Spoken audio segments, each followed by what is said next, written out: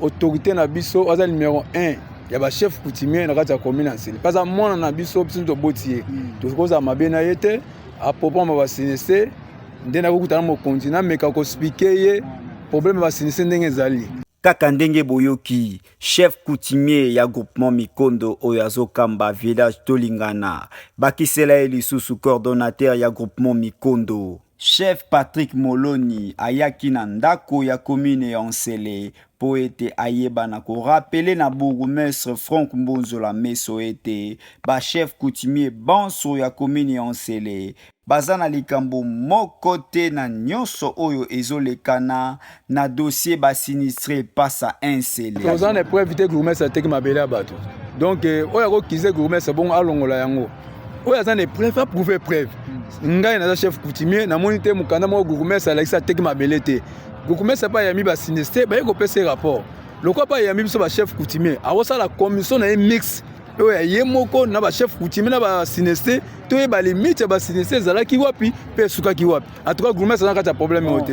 Ya koyeba eza ete pona kowela na yande komo balik pe chef motard ya groupement Mikondo le chef charismatique Patrick Moloni atalisi nyonso na pole ezalaki uta popo na sona groupement c'est makambo ya groupement Mikondo liki mo baza chef ute azali ya droit azalaki mwana nkasi ya chef ancien chef Ndola Mabele mais l'air Ndola Mabele kufi famille STG bazui mwana Ndola André Montard ba pesi intérim ya chef groupement Mikondo libumu na bango ya baliki na noko na ye eleka ki fallait libumu mususu ezwa ibuma imputu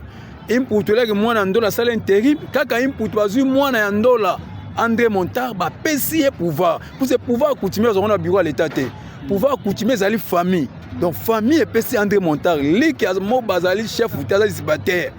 azali chef groupement te chef groupement ezali André Montard azali en droit mais za chef groupement te pour ce pouvoir ya biso coutumier ezali par libumu ekei oyo ezwi libumu ezoka ebuma imputu nde azwi mwana ya noko azwi mwana na ye apesi ye kimokonzi soki ya kobundisa groupement na biso te abundisa bakolo lignée oyo bapesi mwana na Montard mokonzi nakoka groupement azali mwana ya bachef coutumier ayebi pouvoir ya bachef coutumier ndenge ekendaka donc pouvoir ezalaka nde famille epesaka lokola biso famille topesi André Montard nde chef groupement Mikondo ye wana soki aza na besoin ba conflit ya Mikondo abengisa famille